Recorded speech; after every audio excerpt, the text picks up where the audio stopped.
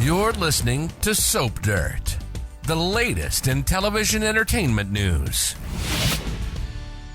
Hey there, Y&R fans. It's Belinda from Soap Dirt, and I've got your 2-week spoilers for the CBS soap running from Monday, November 6th, all the way through Friday, November 17th. We're getting deep into this. By the time that you see all these spoilers play out, there will only be 5 episodes or 5 days left in November sweep. So there is a lot of front burner, hot action happening. We're going to dig into all of that. I've got dated spoilers for every day of the week. I've got some undated spoilers. And then I've got your 2-week spoilers for that second week. We're going to dig in right now. If you haven't already, please reach down, click subscribe so you don't miss any of our updates. And Monday, November 6th starts us out. Mariah and Tessa are really stressed out about Aria getting her hearing aids. They head over the doctor though, and they get them fitted. And guess what? She can hear. They are so excited. They run to tell Sharon all about it. Claire Grace continues to hide something from Nikki Newman. She takes a phone call from her Aunt Jordan, and she is pressuring her for results, and they're talking about how much time this is taking. Claire also kind of seemed to be low-key hitting on Nate on Monday's episode, so we'll see. I don't know if she was fishing for info or flirting with him to try and get him to betray Victoria. I mean, he is a betrayer, so... Victor blows up at his kids and Nate after Adam tried to kind of low-key get him checked by a doctor. And Nick completely throws Adam under the bus on Monday and basically said he wants him checked by a doctor so he can make a power move. But Adam's legitimately just worried about him. And then Victoria shows up to where they are at the GCAC, and she's worried like Adam is, and Nick's being Nick. And so Victor blows up, tells them all to go back to the office, and then he tells them that he's going to tell them the truth. There's a lot more of testing and machinations and all kinds of mustache plotting this coming week. Tuesday the 7th, Devon is really doubtful of Nate's sincerity, and we'll talk about that more when I dig into the 2-week and the undated spoilers, because there's some more stuff happening. I just don't know the exact date of it. Lily is feeling like Daniel is getting too close to Heather, and she isn't sure about the vibe she's getting. And of course, we know that Crystal Khalil is leaving soon on maternity leave. So, she's going to be off scene, and I just don't know if Daniel is going to be faithful to her while she's gone. Wednesday, the 8th, has Nina getting a phone call about her son Chance, and it sounds like something has happened to him. I don't know if it was in the line of duty and he was shot. I mean, as the police chief, he really shouldn't be out, on the front lines or anything, but I don't know if he, he's so young, so it'd be weird if it was like a stroke or a heart attack or something. You never know. But at any rate, it looks like he is going to be in the hospital, and she is sticking around for that. Phyllis and Christine face off, and Danny's trying to play peacemaker, trying to calm them down. They both have decided they want a piece of Danny, and you guys know how I feel about this plot.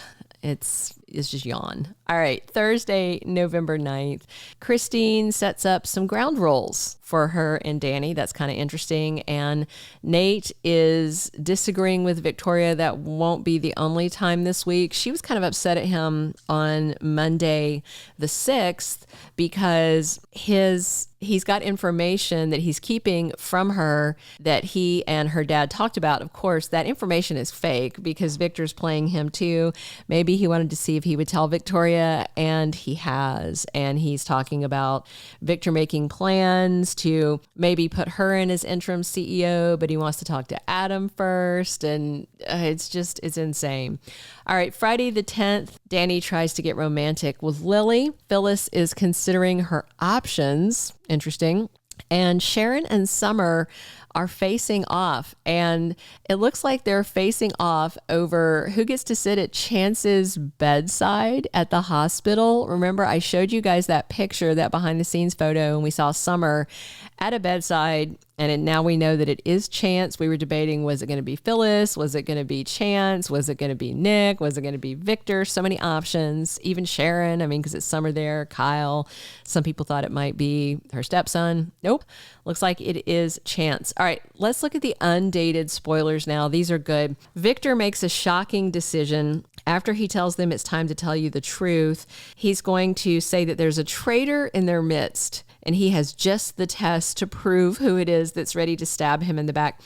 I'm just not seeing that any of them at this point are trying to stab him in the back. I think he's confusing with them. He's messing with their heads, but they all seem to be legitimately worried about him. Nick seems to be more worried about screwing with Adam than worried about his dad's health, but even he's worried about it too. So I just feel like this plot is poorly written unless it's salvaged at the end, Nate gets some news that surprises him, and Summer has something to confess. And this is back to the whole thing with Sharon and Summer standing their ground. I mean, she clearly has feelings for him, and I don't know if she's going to tell Sharon that, if she's going to tell Chance that, if Sharon's going to overhear her telling Chance that. But, again, I mentioned to somebody in the comments, somebody had mentioned they thought Sharon was way too old to be with Chance. Somebody else replied, I don't think she is. Just out of an abundance of curiosity, I Googled the age of Trisha Cast, who plays Nina Webster, Chance's mom. She's 56, and Sharon Case is, I believe, 53. Now, I do think she looks several years younger than Trisha Cast does, but you're talking about someone who's 3 years younger than the actress who's playing his mother. And the actress who's playing his mother is completely old enough to be his mother because Connor Floyd is only 29. So I'll just leave it there. Allison Lanier, who plays Summer, is actually older than him as well. She's 31. So he is the baby out of all three of them. All right, now let's dig into the 2-week spoilers for the 13th through the 17th. Victor has an ultimatum for his family. All right. I just hope that Josh Griffith isn't just literally flying by the seat of his pants, but I feel like he is. I'm really worried this is going to come out to an unsatisfactory conclusion. Some people, when they get upset, they say November sweeps. They should call it November sleeps.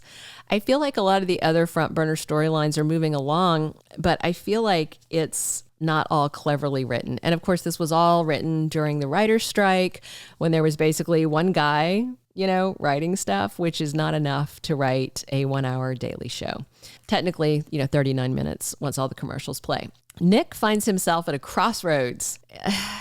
Again, he's very bothered by Sally not falling head over heels in love with him. He's very bothered by Sally still wanting his brother.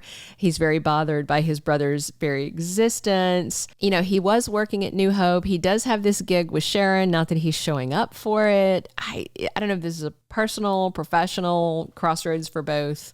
I'm just very frustrated with Nick. I mentioned this the other day in the comments, and I don't know if I mentioned it on one of the videos, but ever since Nick put on that JT mask to terrify people, which was just the scummiest thing to do, and I felt like out of character for him, I feel like the writing for him has been making him this low-key villain, even though historically that's not who he is. He's a ladies' man. He can cheat, but he's not overall a bad guy. And right now, he's just such a tool. Such a tool. I wish they would write better for him.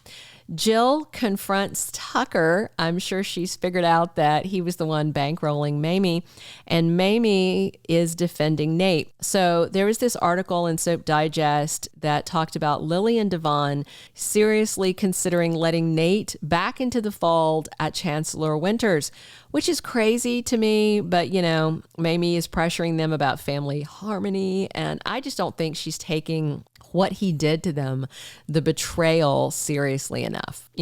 I think she's like, oh, he's family, you have to forgive him. And it's like, well, maybe, but I don't think yet. All right, that is all the 2-week spoilers that we have. Come back for casting news, weekly predictions. I've got November sweep spoilers coming for you guys in the next couple of days. There is a lot of content that I'm prepping for you guys. I love talking soaps with you every single day, so definitely drop your comments, click a subscribe if you haven't already, and check back here every single day because I'm here 7 days a week talking Young and the Restless with you. This has been Belinda from Soap Dirt.